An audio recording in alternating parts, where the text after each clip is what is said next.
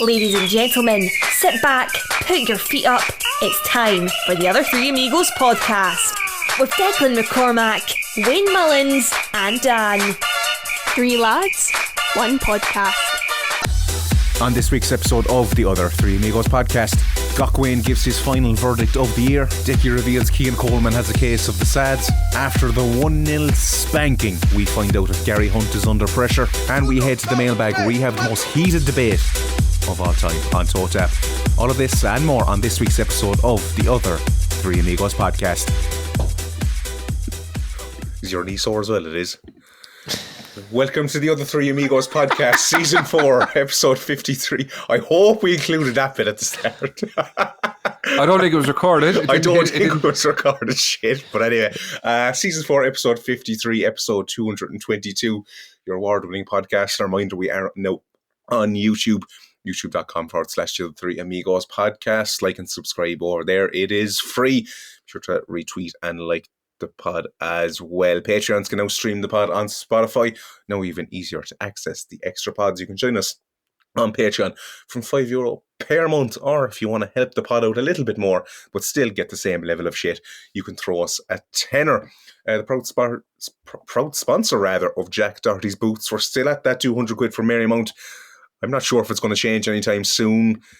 Las Damas was released on Monday, and Decky, I presume, was a very positive one this time around from a Cork City point of view anyway. Yeah, look, I mean, fantastic performance. Win the quarter-final of the Cup. Semi-final draw. By the time this pod comes out, will be known because it would have been on yesterday, which would be Tuesday, but it's really tomorrow. So in kind of future, back to the future, I don't know whatever way it's working now. But yeah, look, great performance, great results. And we have a Cup semi-final to look forward to. So all is good. Big crowd in the cross, it looked like, to be fair to the Commandos. They came out for it as well, and good crowd in there, seemed a good atmosphere as well. It was a good atmosphere. It was a terrible crowd, Dan. There was only 180 there. What? Yeah, 180 souls. Poor crowd. Don't know. It's a league-wide issue at the moment, though, to be fair. It's not just a Cork City issue. If only they had like a group of people who could promote it. Get involved and stuff and get a few interviews and stuff. Like someone surely out there who could do that, But anyway. You got to interview Ken Kieran. Was it out in the path this time as well? It was out in the path. It was. So look, it is what it is. I'm not even getting into it anymore. We do have a chat about it again on Las Damas. Somebody sent in a question about taken away from. Yeah, somebody said they saw me being very. Get listeners on that. I was very agitated, according to somebody who witnessed an exchange between myself and Aaron Howie. So we do explain what that was about on Las Damas. Again, yeah. Oh yeah, that's right. We were fierce friends last week, according to the pod, anyway, weren't we? So. Yeah, we hugged and made up again afterwards, so don't worry about it. All's good. Right, so it's time to go into Academy Watch.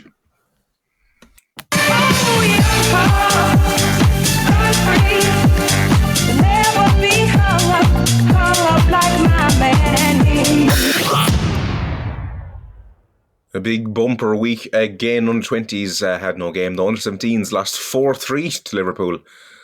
Jordan McCarthy signed from Corinthians there on the under-17 team as well. Under-15s beat the Galwegians 3-2. Under-14s played Shell Sunday, lost 5-2. And coach and analyst Owen Doyle departed for university in Holland. Under-13s beat Waterford. We have no idea of the final score, but we scored 5 goals, so presuming 5-0 or 5-1 there. Amputee team were in action. Bows 2, City 6. And Shamrock 2, City 2. We're second in the table on goal difference, 3 points behind Shamrock. And we're in the Champions League in Sassuolo, Italy. So I hope I pronounced it right, probably didn't. From September 20th to 22nd. So well done to everyone involved. The draw this weekend could face, how do you pronounce that? Vicenza, Everton, Paris FC, Wisla Krakow, but definitely didn't pronounce that right either. Gaziantep, and FC. Oh God, odd kishy. I'll say. I don't know. But that was a shoddy rendition of Academy Watch as you'll get. But look, we'll move on into a bit of Comedy Watch. It's a good job that you only do GAA podcast and for an income, because Cork and Offaly are easy enough to pronounce, you know. Have we forgotten Gachwain Watch, lads? Oh, what's the story? No, I remember. No, don't worry, I didn't forget you. Okay, just. Am I going Comedy Watch or am I going to Gachwain first? Which is a? You do what you feel, Declan. Comedy Watch with Ivan Draco on the other Three Amigos podcast.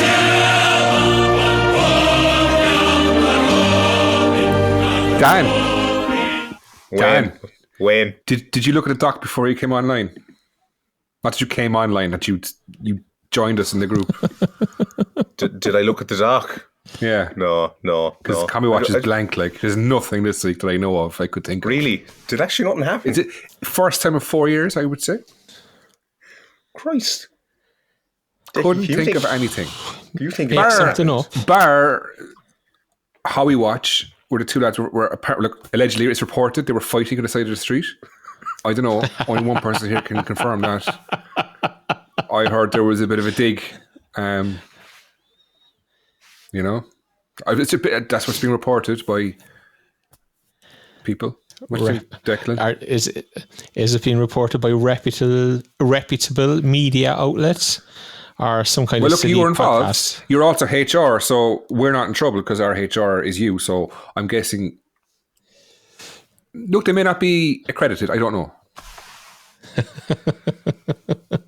There was Ken Kiernan objected to doing the interview out in the footpath. He said, I'm not doing it outside. Aaron was there at the time, and Aaron said, look, it can't happen in here. It was kind of between Ken and Aaron, and then it came out that one of the reasons it can't happen is because we're unaccredited media. And look, that pushed my buttons then for very obvious reasons. And I don't really want to go down this road again, because I think people are getting a little bit sick of hearing it week in, week out, you know, to be fair. So everybody knows why we're not accredited. For it to be put forward as an excuse was kind of pushed my buttons a little bit. So yeah, I got a bit animated, all right. Can I ask a question? What's stopping a random person talking to a manager through their phone in Turner's Cross? Is it banned for everyone, or is this just a certain few people, let's call it, being targeted, aren't being allowed to do it? Like, what's stopping, say, my cousin from going in and interviewing a manager? Would they stop them and say, you got to go outside? Because when I go to a game, I'm going as me. I'm going as me. I'm not going as toe tap. I would never go to a game as toe tap. If I'm taking a recording of the match, I'm putting on my own social media, and I may put it on toe tap if it's good, but it's for me. So what's stopping me from interviewing someone or talking to someone with my phone on? I don't understand. What are they banning us? I'm guessing it's us for. That was actually the point that Aaron was making. That nobody who's unaccredited can approach a manager and interview them in Turner's Cross. And if they did, they would be removed and sent outside the ground. And if the manager wanted to go outside the ground... I'm going to test this. I'm going to test this. I'm going to get people to do this and see what happens. And I guarantee you they will not be kicked out. Okay. Let's see what happens. I'm telling Cork City right now, I am going to get people to interview certain people at certain times of certain games and certain days. And let's see what you do. Because if you don't kick them out... You know? And they said there was no Comedy Watch, huh? It's absurd. You know, I haven't been thinking about this. I generally just thought about this now when you were talking. I was kind of going, the more we speak about it, I've never actually thought about it, but it's kind of wrong. Like if someone, like as in say, if someone's brother or sister went in and interviewed, would they stop? If you stood in the shed with your phone out talking to someone, would they kick you out? I don't think they would. No, but what they said is if you try to interview a manager and you put a microphone or a phone in a manager's face, they would tell you get out. And if the manager then wanted to go outside the ground and speak to you and do that interview, they could, but it couldn't happen inside Turner's Cross. Are we allowed to interview players? No. So if I get someone I know to stand at the bottom of the shed for a women's game and they interview a player, will they get kicked out? Oh, no, I don't know. This is the point I'm making. So that's what I'm trying to find out. Is it just us, or is you said now that nobody's allowed to do it? Us. Let's see what happens. Let's see what happens. There was something I was going to add. Actually, Keane Coleman's knee is sore, so I don't know how long he's going to be out. There. Keane Coleman's knee is sore. Section, no? Yeah, I thought it would have been in the match section as well, to be honest with you. But why would you bring it up here, Dan? Because we just put injuries in Comedy Watch sometimes, just we're trying to fill it. I don't think we've ever done that in 4 years, Dan. Definitely have, Wayne Mullins. Definitely have. Yeah, look, I don't know. I think, to be fair, now that you brought it up, we might as well deal with it. Like, it's sad. I think it's sad. And I don't mean sad boo-hoo, everybody's crying. I mean, it's sad. Like, he's obviously suffered a sudden injury. And I believe it's a very unknown injury. I think he's the first player in the country here to suffer from it. A thing called sudden astro disorder. As I said, sad. It's just something that affects a player. He can play on astro as many times as he's like without any bother or hassle or problems. And then suddenly in the build up to a game, a club knows that he's going to have a knee injury if he plays on the astro. So he's pulled out, and it's sad. It's sad. Sudden astro disorder. Who knows how long it will last? Presume it's not going to happen. I presume it's going to rule him out of Kerry away, Athlone away, probably Derry, Dundalk next year, maybe. Yeah, Dundalk might be first division. We'll have to wait and see. But I mean, Tim Clancy confirmed it on the Astro as well. When Keane plays, he has an issue with his knee. So he has an issue with his knee. Never had one before, but if he played in Cove on Friday night, he would have had one. So. Sudden astro disorder. You just can't get away from it. Look, we've seen all the stuff from the forum, and there's all things circulating on social media. I don't want to be the one talking, because I don't want to get the boys in trouble or myself in trouble. Then don't say it. We just can't talk about it. We just can't talk about it. We can't. No. So under any circumstances, we'll just have to park it there. Really. Look, best luck with the injury. Hope he gets better soon. Hope we see him back. Absolutely. Tim Clancy to Wraith Rovers. Declan McCormack as his best friend. What kind of update can you give us on Tim I don't know. Cork City? I don't know any more than what was in the Independence report. Like, to be fair, people are looking at it going, and I think there's a couple of questions in the mailbag about it as well that I saw coming in. Oh, the Independence, Tim Clancy. Like, they didn't. They said it was David Healy's job, but that Tim Clancy was on the shortlist for Wraith. I think Tim was open to the idea. The article gives that impression. It was definitely true. He was definitely in the running and was open to the idea. People will have to take what they will from that going forward. He's got a contract here, so I don't know how that would have worked out, but. I've said for a long time. No. Yeah, Tam Court is 7-4, Scott Brown is 4-1, Reece McCabe is 6-1, and Darren O'Day is 7-1. There's nothing there about Tim Clancy or David Healy for Wraith Rovers. Really? Yeah, let's check. Okay. I just checked one there. I'll check Odds Checker and see if I can find it. Unless they just haven't updated it and just... Maybe David Healy ruled himself out today, I don't know. I didn't take any notice, but I only read the article. But yeah, look, I mean, here we go. Google's just updated me 3 hours ago, David Healy signs new deal with Linfield amid interest from Wraith Rovers.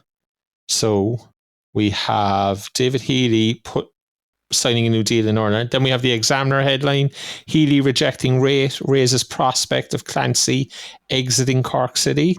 That's in the Irish Examiner. 2 hours ago. So that's Monday afternoon. I don't know if this is behind the paywall now or not. No, it's not. Okay. John Fallon, Cork City Chief Clancy is well regarded in Scotland, having spent his playing career there. He's on different, and that's nothing. So he doesn't say, it's just he's on the verge of executing the mission he was handed at Cork City. You know, could win promotion, could be secured at UCD on Friday week. So it doesn't actually say anything about Tim Clancy. The headline, again, is misleading, which a lot of things do. But okay, if David Healy has rejected Wraith, then it's one I guess we have to keep our eye on for the moment. Lads, we've absolutely flown through Comedy Watch. Is there any other Comedy Watch? You might get my our pod. Finally. We'll just go with a bit of the mailbag. I think we should, because I think we're dragging our knuckles here now at this stage. Let's go to the mailbag. We're forgetting Wayne. We are. You don't need to choose. Do you want your Jersey? Wash down, sunshine. Do you want your Woolly hat? wash down? She sighs every day as she passes the way. Do you want your Gilet? wash down? I just love playing that, I'll be honest with you. Look, it's top quality. So Dan, what about Gakwain? What do you want to know? Well, do you have any updates for us in the merchandise? Well, I kind of have a final update, I think, because it's been a while, and I think we got to kind of just decide what we're doing with the merchandise. Will we just go through it one by one? Yeah, do. The hoodie, fantastic, lads. This has to be said. It's been through about 4 or 5 washes for him now, and it's been top notch. Hasn't faded. It's in a good nick, and especially a navy hoodie would normally fade after a good few washes. It's perfect. Now the hood is tiny on his head; it doesn't actually go over his head fully, which is kind of strange. But I have to say the hoodies are very good. It's definitely your son, so hey. Onto the jersey. Fantastic. Has lasted. No peeling. No crest peeling. Perfect. It's 2 out of 2, Dan. 2 from 2. The gilet. Oh. Still looking good. It's fading a little bit, but you know what? I give it an 8 out of 10. Would you say it ever looked good, really? No, I mean material. As in, like, if you're a farmer in West Cork, it's perfect. Maybe if you're on a boat, sailing down Mizzen Head, fast might be good too. Golfing, good too. Not for a football match though, but it does keep you warm. It's coming to gilet season now again, so I'll have to try it out. I'm looking ahead here. There's some bad news for the polo. That's where the good news stops, because the Adidas polo, it's an absolute total disgrace, to be fair. The sizing is shocking. Like, I bought a polo and I also bought the City t-shirt. The City t-shirt, if you buy an XL, it's actually a large, and if you buy an XL polo, it's actually an XXL. So the t-shirt is a good quality, but the prints are already crackling and fading in the wash. So the t-shirt and the polo shirt are an absolute disgrace. The hats are both in bits now as well. So yeah, it's 50-50 really. I think that's all I bought. I don't know what else I bought. I think that was it. But we'll have to do an end of season review just to make sure. No, I think that's the end of the review. I think we're going to have to give them away and just where were we sending them again? I was going to put it into the clothes bank, or what are we doing with it? I think I'll keep the hoodie I bought myself for the little fella. Keep the jersey, I think. The gilet. The rest is just going to be... They have to go, like. Let's get the show back on the road and head to the mailbag. The mailbag, you say? I'm massively trying to buy myself time here now so I can find Postman Pat on this. Which postman do you want? Here's the Jamaican one. Oh, the Russian one. Okay. Postman Pat, and in black and white cat. The cat makes race. Early in the morning, one bagger man is yawning. Him pick up all of the postbag in heaven. A real bad man. Yeah, man. Postman Pat, and he mix up cat. Him team light skin. All of the bird them singing, but Pat not fool him a roll with the big pin. Just in case them try to run him van. Oh, you've got a lovely ending to yours. Oh yeah. Did he add that Nothing in? with the best endings. Nothing with the best endings for me, boy. Love a good happy ending. Kieran Burke says, "Can you ask the lads to take it handy on Friday, please?" That's the Longford man. Boring Keane Coleman. I feel like I'm getting, if you could only see his face, getting to know Decky so well, I could feed him lemon bonbons on the couch. Shawnee and Keats make me feel nostalgic.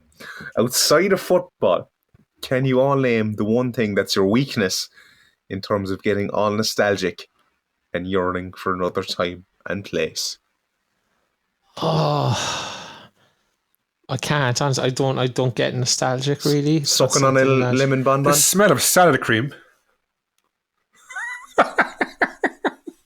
I don't know what it is. It gets me all nostalgic. Salad cream. Okay. The smell of salad cream, yeah. It's a vinegary. It's kind of like back in the 80s and 90s, like if you didn't have mayonnaise, I used to have salad cream with chips back in the 80s, 90s. Here, that's all we had was like tomato sauce, mayonnaise, and salad cream. None of this. Was garlic mayo even invented back then? No, no chance. You might get it in like Mandy's, I don't know, like, but no. Was it Decky? Was garlic mayonnaise invented in the 80s? I doubt it. I don't think so. I mean, those things were very American, like, you know. Yeah. Like we only got like no, I was just going to say at that stage, anybody who left Cork was never again coming back. Like, you know, not a mind that is bringing back ideas of garlic mayo and those kind of things. Like, so, no, I don't think they were around, to be honest with you. Do you know when I started watching? Why am I even saying this? Get up on a Sunday morning, as match of day is over. They have reruns of Highway to Heaven. Do you remember that in the 90s? I do.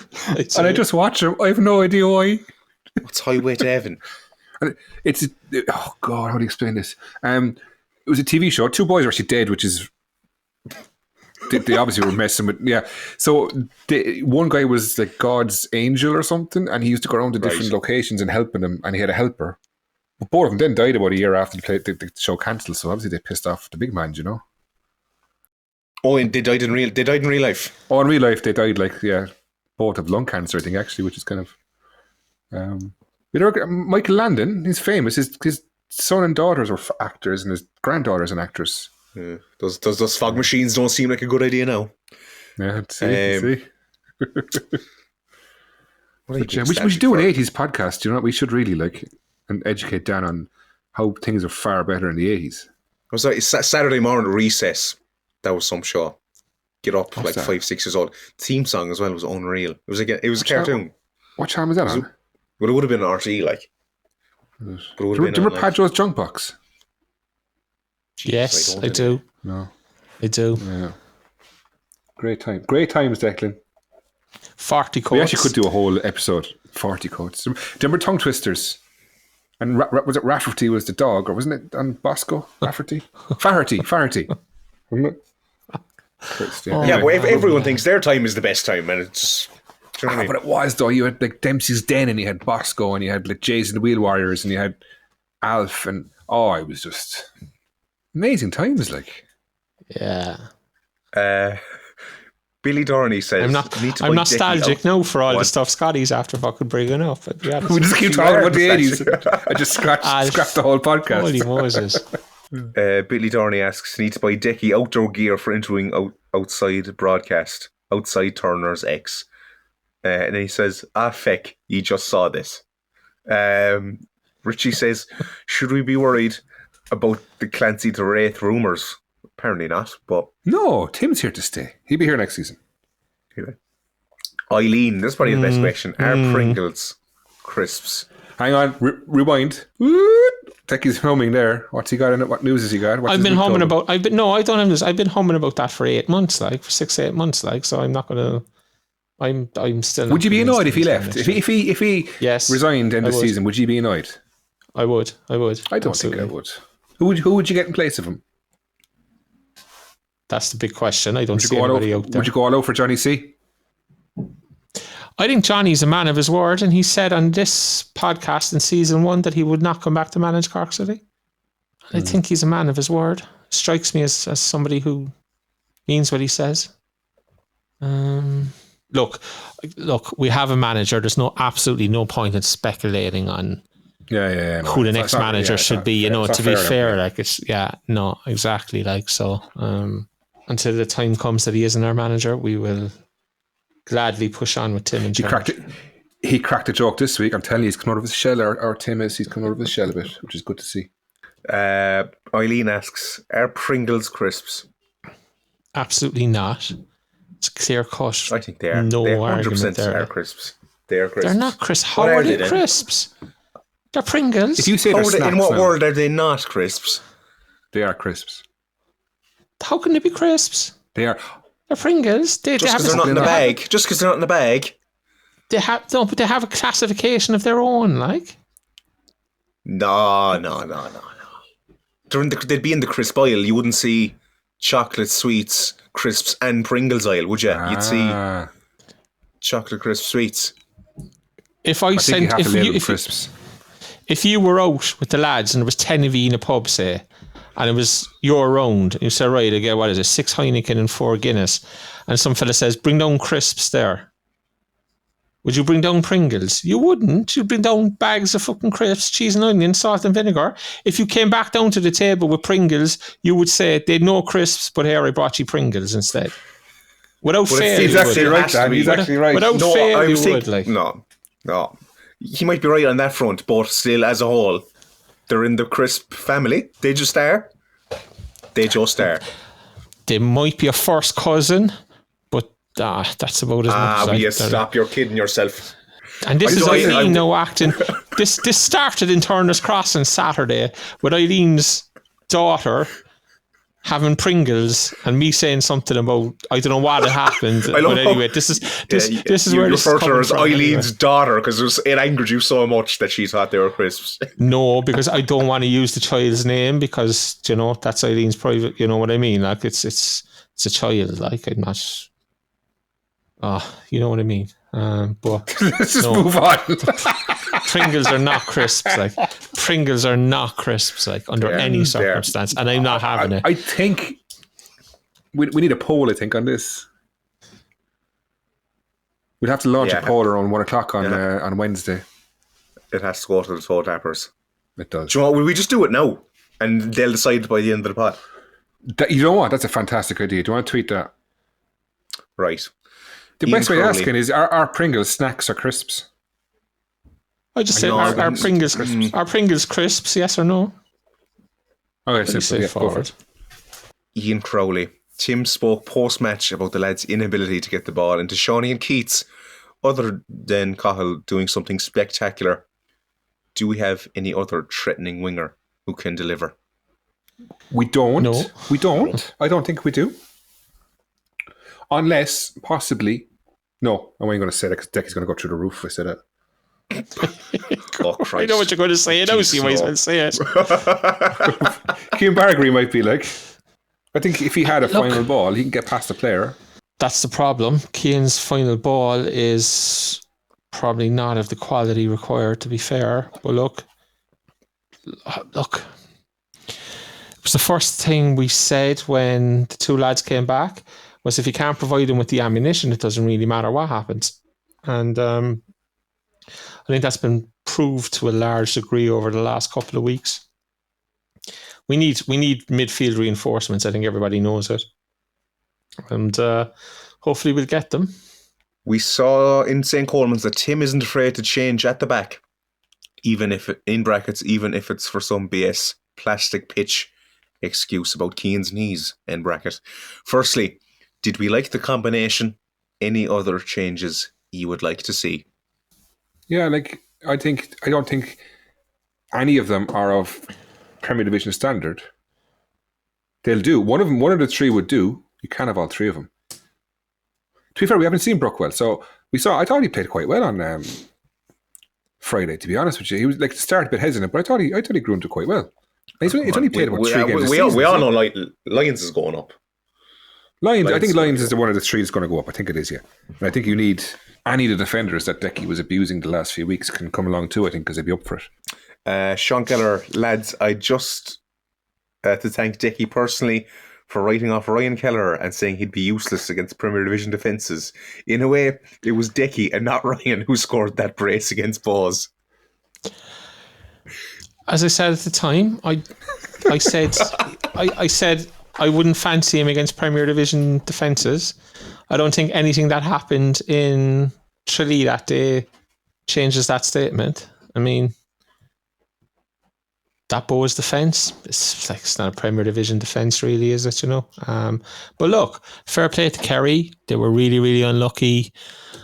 Fair play to Ryan Kelleher. All he can do is put the ball in the back of the net. He did. But I'm happy enough to stand over my statements as I always am, you know. Someday he'll come up against the Premier Division defence and we can see from there then, you know. Yeah, have this as well, you prick. Live poll, are Pringles crisps? 94% said yes. Well, 17 votes so far, but like, it's looking like very crispy there now at the moment, Dickie. Jack Eller says when you buy them, they're next to all the other crisps. That doesn't matter. Like, I mean, that's like saying the red car is really blue because when I bought it, it was parked next to the 10 other blue cars. Like, will you stop? You're kidding yourself, man.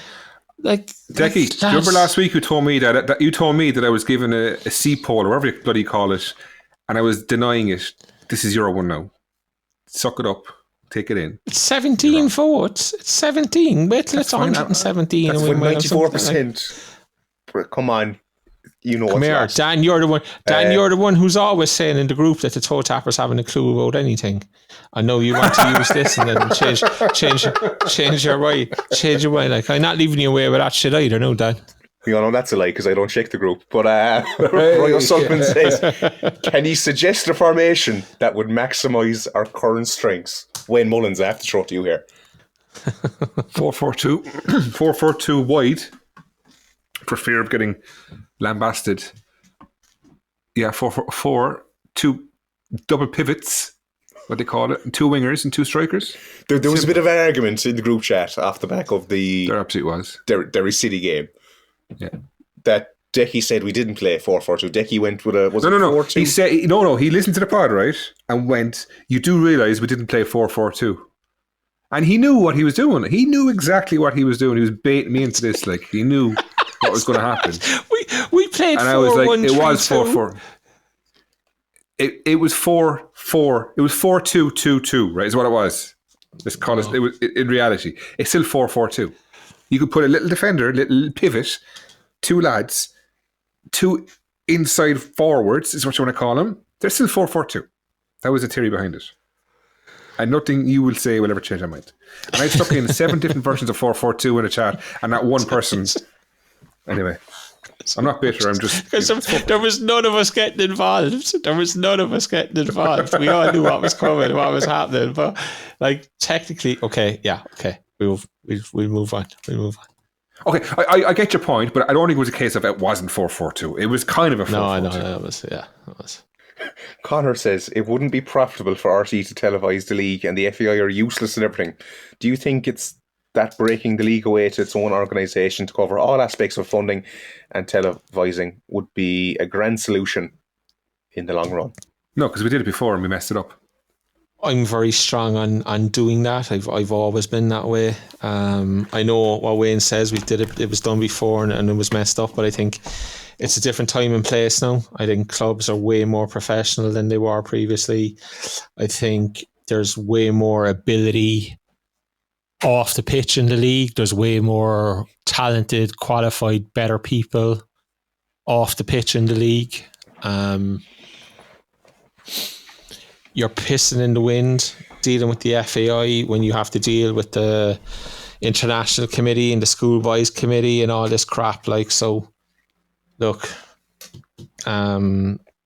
pitch it and go with it. And I think it can work, and I think it could work, and I'd love to see it tried, to be honest with you.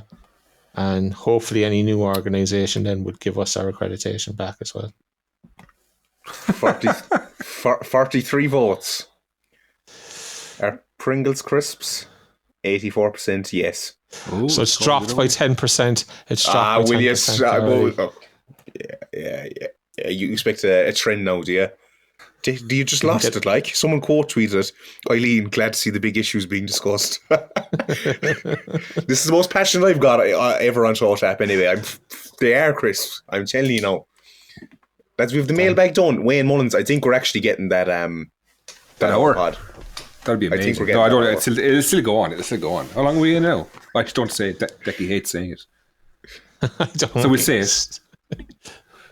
37 minutes, there we go. And that concludes the first half, Show Chapter. Come back to us in the second half where we'll have the Queenstown review, the Longford preview, and we'll find out if Gary Hunt is under pressure.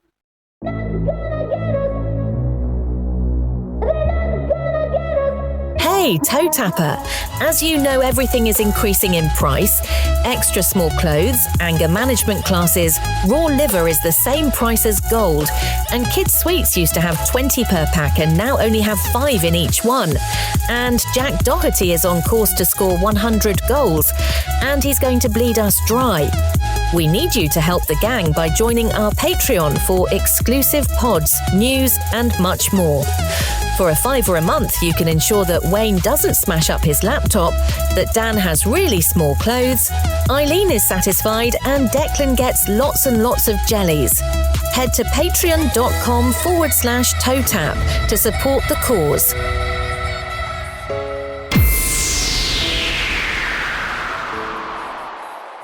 Welcome back to part 2, Show Tapper. I hope the stream watchers enjoyed proceedings down in Queenstown, because, of course, the other 3 Amigos podcast did sponsor beautiful, great stream that they have down in Cove. Wayne Mullins. Yes, fantastic, making moves like this where clubs willing to take your money. We're all about supporting Cork football. We always are. Like, we sponsored a local team. Was it about last year, Decky? We sponsored, was it Pierce Celtic in a game? And we're looking at sponsoring another team for a season soon enough, possibly.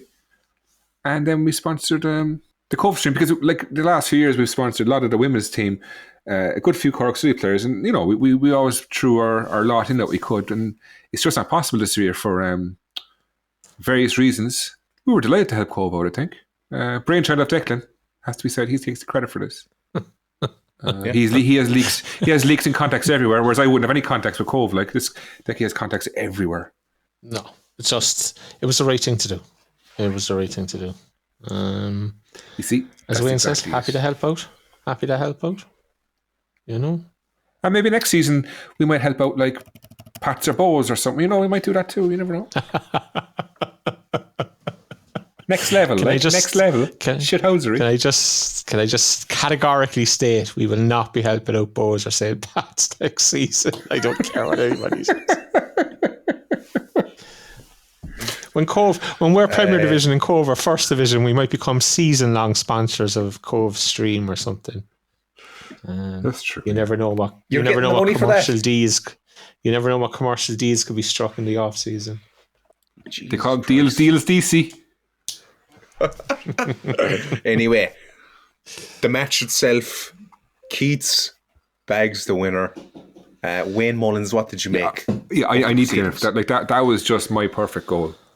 For back to the front, 10 passes, beautiful crossing, and headed back the same way. Like, it was just beautiful. Like, you know the way when you're a kid and you go to sleep and you dream of like scoring goals and stuff. That was my goal. Like, just you dreamt of scoring a header.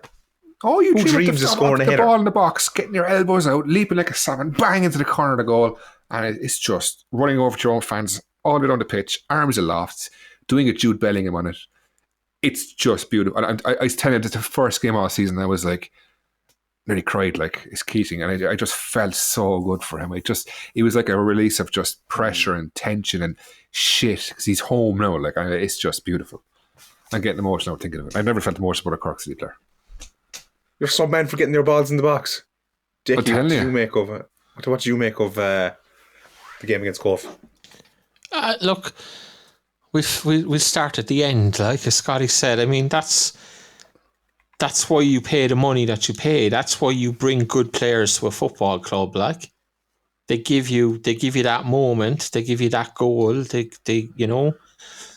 Cahill is, like, everybody's talking about Cahill's cross, but Cahill's actually involved in the goal on 3 separate occasions, 3 separate places on the pitch in that final third.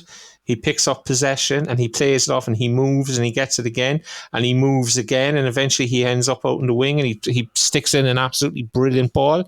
And Rory Keaton's never missing that header. Like, I can imagine when the ball leaves Cahill's foot and he knows he's going to score as he goes up. Like, do you know what I mean? It's just like, I'd love to know what's going through his head, like, as the ball leaves Cahill's foot. Like, does he know before he ever goes up that he's going to score? Because the ball is so good. He must know he's going to score, like, you know. Fantastic finish, fantastic goal. Probably paints over another pretty poor performance. But look, it's where we are. It's what the season has been. I kind of in the mood now where I just concentrate on that, on the good moments. And look, we all know what needs to happen in the off season. And we'll see whether it does or it doesn't, you know.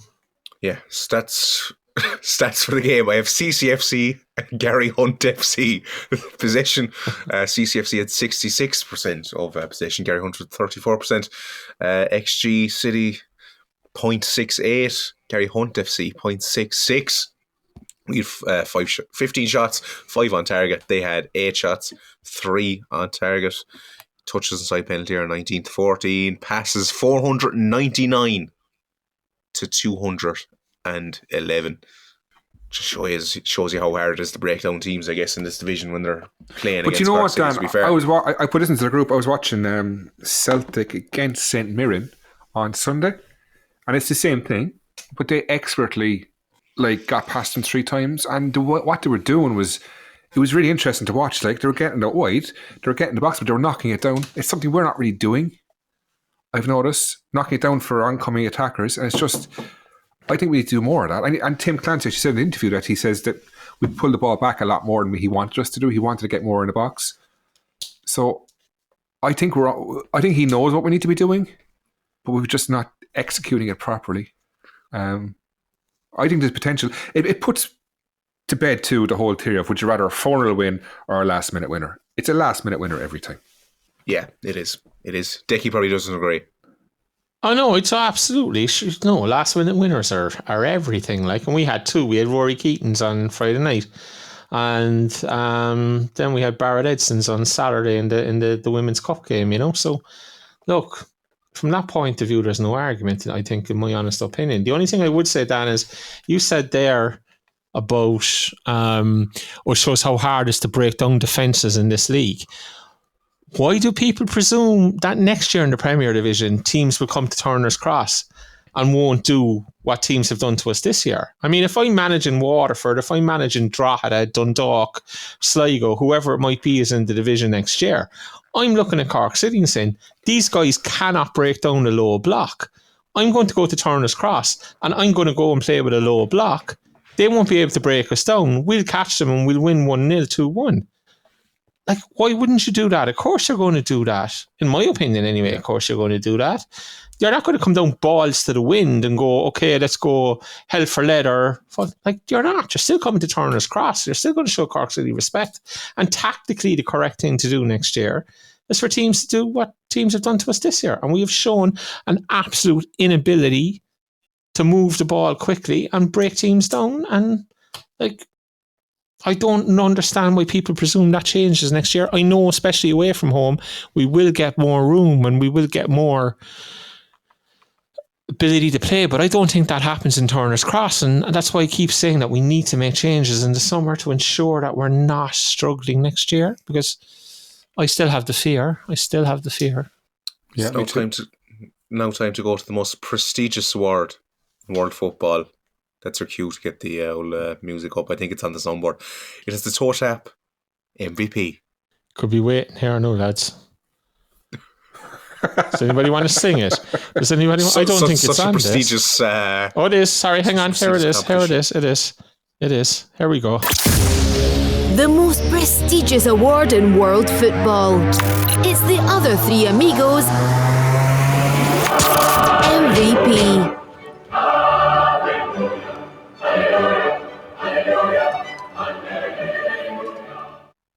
Rory Keaton won it, really. Just no surprises there.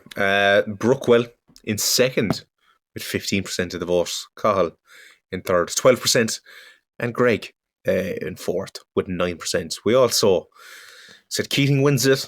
Say what you feel. Could be here forever. Duncan Newman says dire 89 minutes saved by the usual suspect. Billy Dorney says roll on 2025. Tony Tobin, highlight was Bolger doing a roly-poly, beard-bellied hoofer. Maybe someone will cop it this time. No internet, couldn't buy in advance. Couldn't afford walk-up price, so had to watch it on IPTV. Am I going to hell this time? Is he win? What? No, I don't get what he's saying though. Like, is he going to hell? I go back to sleep and let me read him out anyway. All right, Billy Darney. Shawnee, it's the exact same tweet he said Eileen. Last week. But he says, I hope people get it this time. Chris Martin. David Crowley, is Gary Hunt under pressure? Niall Connolly, stop sponsoring streams, please. Jack Kennefick, I'm going to say nothing at all. Boring Keane Coleman. We've got coaches now getting UEFA A and B licenses, and all the throws tonight have been long throws.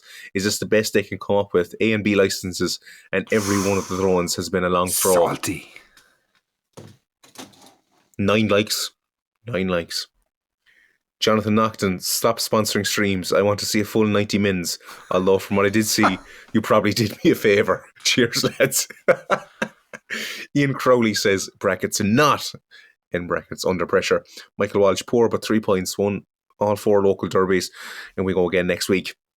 John Fitzpatrick, it was tough to break down that Cove low block, especially after Abbott got sent off and they sat back even lower. Low block, but Keats got the job done in the end, etc., etc. Aaron Hill's terrible performance yet again, but who cares? Keating is back scoring in a City shirt. The Rebel Academy, fundamentally Keating. B. Cronin, another 3 points. Magpie, the burgers were fantastic. Betting Bros NC, Prince has returned. Luke O'Mahony, so happy for Keats. Pitiful performance overall. Is it just me, or did Hunt get sent off at the end of FT? Roy O'Sullivan says, a pedestrian performance, bailed out by Keating. Lots of room to improve. Gareth the Shits Real Barry. We won't read out what Gareth the Shits Real Barry said.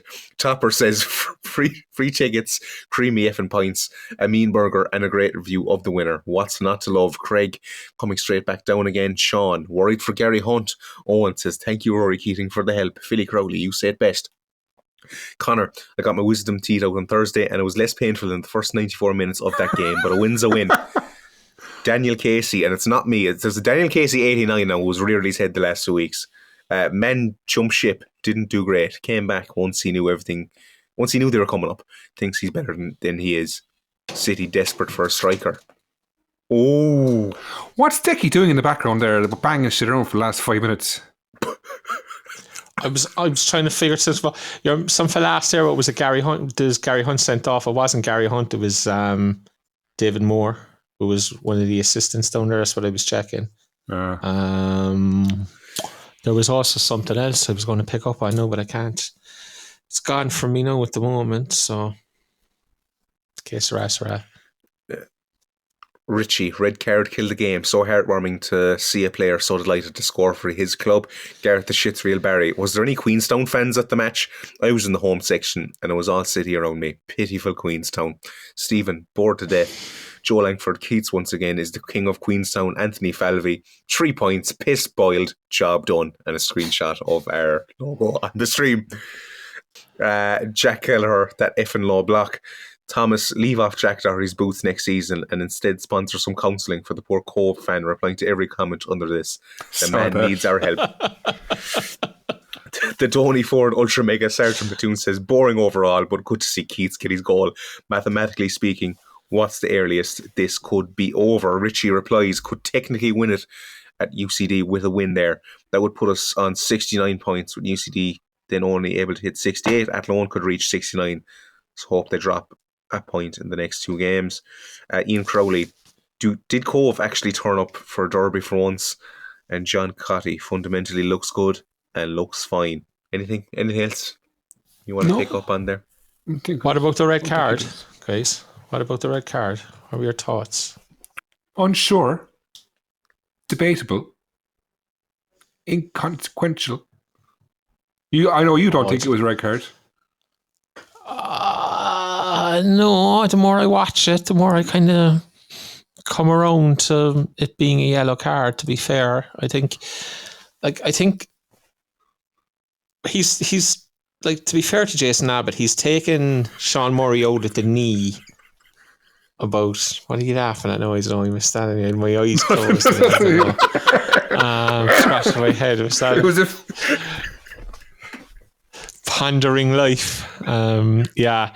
Look, I think he was lucky to get away with the Sean Murray one a couple of minutes earlier, and that's obviously in the referee's head, I'd say, as well. And then, like I know Cove people are saying, oh, the ball is, and John Rourke was added on the stream, it's there and the ball's there to be won and whatnot. But like this whole due care and attention for your opponent is a big thing at the moment. Like, and comes through and he catches Keats in the head with his hip. I know it's not intentional. I know it's not on purpose. But I think, as I said, the ref has his eye on him from the Murray one 3 minutes earlier, where he probably should have went for that one. So if it was given against us, I'd probably give it out, but I can see where it came from, to be honest, Definitely see where it came from. Right. Hopefully the player ratings will be back again for next week's game against Longford. Speaking of Longford, can I actually make a point there on the Cove game? Because Tim Clancy mentioned in his interview about the 6-second goalkeeper rule. I always thought that was gone. I didn't realise that was still in play. Oh, no, and I haven't seen that being punished, never enforced. I'd say, in about 10, 15 years. I've never once seen a punished anyway. I can't remember. At the start it was, and I always assumed it was gone, because you'd never see a keeper punished, I'd say, in 15, 20 years, I'd say. You could get a good 30 seconds there, I'd say, could you? You could easily, yeah. Longford, Town, at home. Just score prediction, really. Wayne Mullins. I think he'll probably be able to list off stats. I'm going 4-0 in this one. I'm going 4-0. And I'm going 4-4-2 wide, get the ball in the box. Decky or Longford Town going to challenge us in any way? No.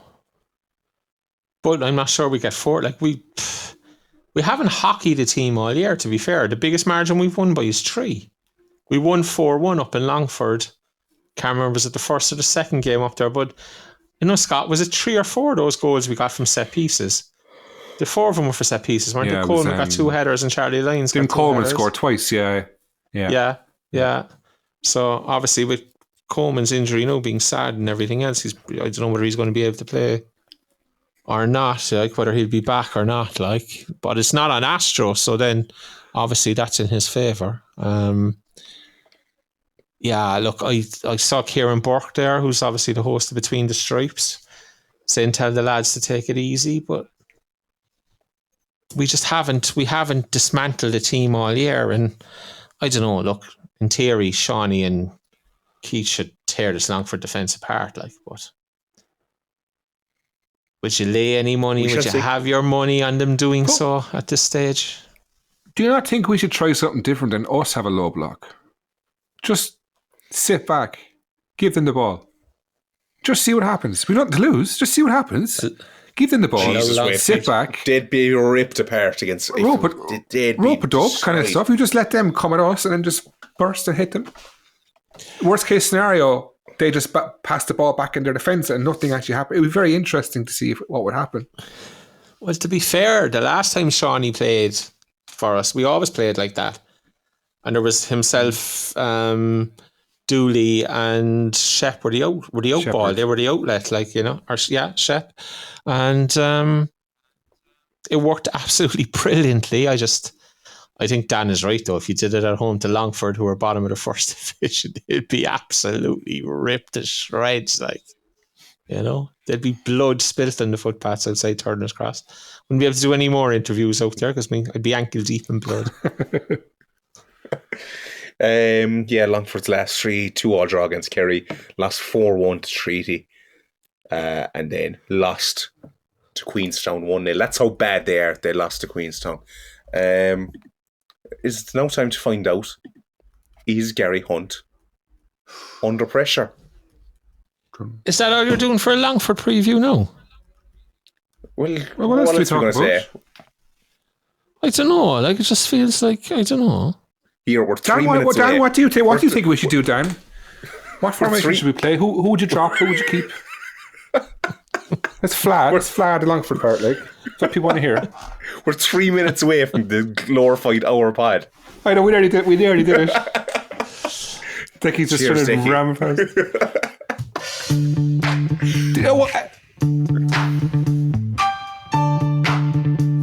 You have about 30 seconds to get it all out before the under pressure bit hits. Like, you know? I get there now. Wayne's going to take it now, I think. I'm not doing it. Come on, Dad. He's Gary Hunt under pressure. Won and lost the city. Oh, he is, yeah. It's so shit. No. Did you see the excitement in his eyes when he got it right? He got it unbelievable. Unbelievable. I was buzzing. There was a little GA fist pump going on there, like. It's the only fist pump we've seen this season. That's deep. That's cutting. It's harsh. Did you see Jace Kabia scored a hat-trick today? Speaking of Decky cutting people down to size. He scored a hat-trick for Truro City. It's his 4th goal in a week, I think. We won't say what Decky replied to that in the group chat with, but it was very funny. Can't say it on the podcast, like. Can't say it on the podcast. Look. Just imagine it. Very good. Very good. Wayne Mullins with 30 seconds in the hour pod. Like, we have to pass it. Well, we've still loads more to talk about, Dan. We've Decky's Room 101. We've Penenka Patrol. Okay. Do you know, if it's edited, we might get down to the hour. Right. I'll just cut Decky's chat out. It'll be grand.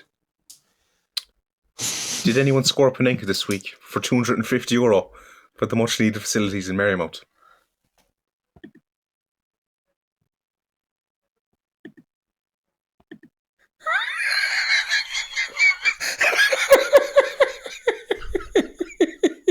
No, I was laughing. I couldn't even get it out. Oh, Christ. I don't know. Come on, lads. That's it, for God's sake. Point of order. Should for the last, how many games are left? Is it 8 games are left or 9? I haven't even looked, but should we extend the goal scoring thing beyond Jack Doherty to try and get someone from Marymount? No, because next season they'll know then that they don't have to try hard. Not to say he's not trying hard. I'm just saying, try harder. All right. Okay. We'll get the results of our crisp Pringles haul. Oh, can we have a jingle for this? Something. Oh, hang on now. Let me have a look here. Under pressure. Can we use cock up of the week? No, we couldn't use cock up of the week anyway, could we? There's a drum. Hang on. Let's see how this works.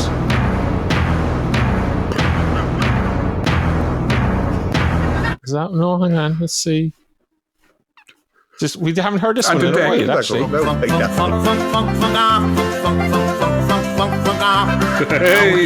Chicken talk. This is what they say when the chicken's dead. Don't laugh.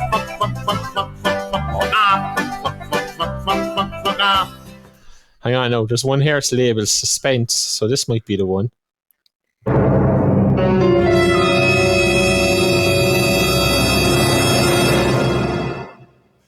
Are Pringles crisps? What do you think the... How many votes?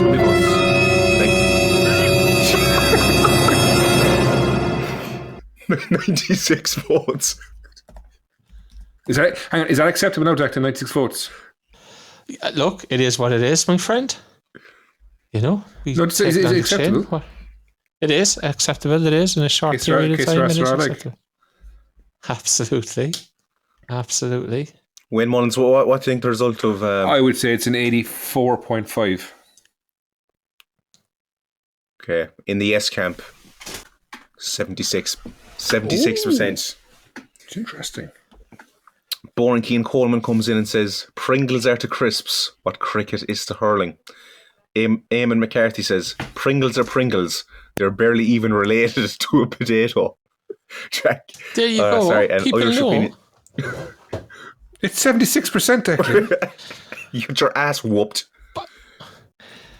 All that says to me is that 76% of toe tappers don't understand their savoury snacks.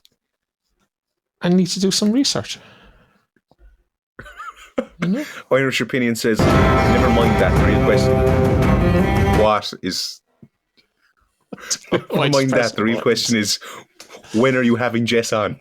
Jess? Who's Jess?